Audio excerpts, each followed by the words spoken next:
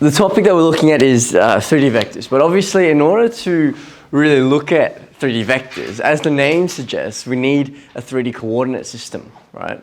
Traditionally, we work in a two-dimensional plane, and the benefit of that is that it's very easy to understand, very easy to look at, very easy to draw. You're drawing a 2D space on a 2D piece of paper or whiteboard, right? But the disadvantage is that it's not really a reflection of what we see and what we understand, right? For example, when we're looking at the world around us, that's a 3D space. The games that you play, that's a 3D space. And in fact, it's not just kind of visual things like this which can benefit from a 3D coordinate system. One thing that you'll learn later on when you get to uni is something called linear algebra. And they incorporate concepts like a matrix, which is basically like a system of equations. So imagine like lots and lots of simultaneous equations, right? Not just 2 or 3 or whatever. Like you can have as many as you want. And so we can actually represent, using these 3D vectors and linear algebra, the results in what we were looking at before. We were looking up like results on Google, right? So search engines can actually represent their solutions or their search results in a 3D kind of vector space. Yeah.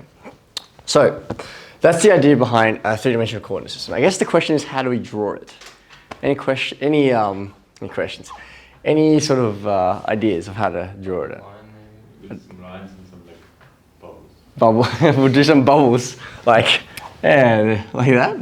So wait, what do you mean? Well, how do we construct the 3D kind of space? Like you do some dotted lines and some solid lines. Where would I do a dotted line? Like Well, does that mean do like a line, a solid line going here, and then do like a dotted line going in down. chemistry when we're drawing like actual like molecules, some like come like they're not all like flat. So how do you draw? So you draw like a a line means going back, and then like that, a triangle wedge thing means coming forward. like that, like a square pyramid style. How you do it in chem, I guess. So like this is actually coming out. Is that what you're saying? That's the idea. Yeah, like coming forward. Okay. Rub that off. No, I'll leave it there. It's interesting. Okay, so in mathematics, we're still doing a Cartesian representation of vectors, right? And the space that we go is still going to use this plane. The way that we draw it, it's they call it the right-hand rule. I know there's something like that in physics. Yeah. Like imagine essentially what we need is we need another kind of axis, right? We have the X and Y axis, right? What comes after that? Well, we've got a Z axis, right? And I guess you can imagine it as coming out the page like this, but that's not very easy to draw. You can't.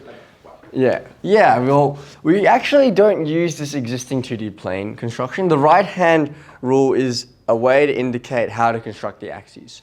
So your Z-axis is the one coming out now from the top, where I guess you can think about your Y-axis used to be.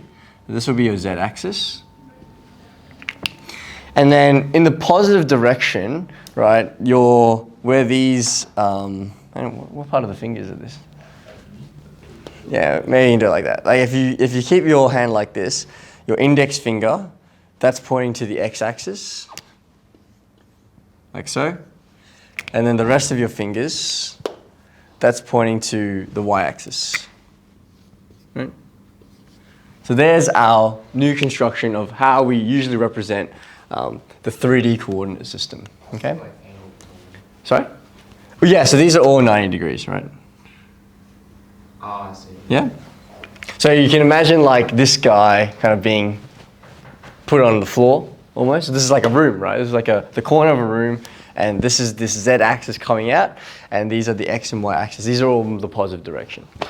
Now, I guess intuitively, we have a coordinate system that works very similarly to how you'd imagine, right? If you have your origin, 0, 0, 0, right? Where's that going to be? Well, it's going to be right in the corner here, yeah?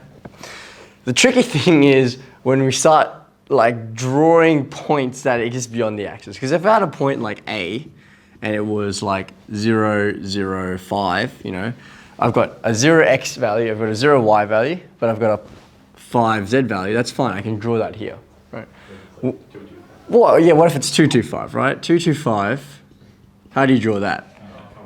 2, 2, 5, so 2 across, 2 there, 2 up, 2 across, 2 to the y, and then 5 up, because that's the z value.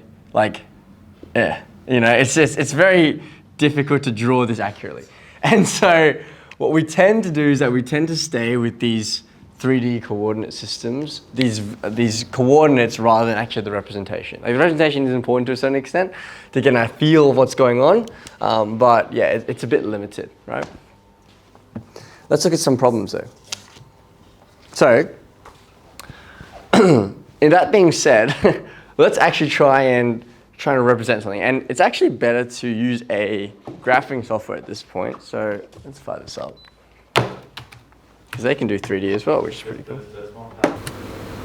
And then let's take 3, 4, 5. All right, let's zoom out a bit so I can actually see the points. There we go. So as you can tell, still a bit tricky to see exactly what's going on, hey? Like, when it's moving, it's alright. So I'm going to change this slightly so that we only have the positive one, so it looks like our diagram. So definitely very difficult to draw graphically. Even with like software, it's kind of difficult.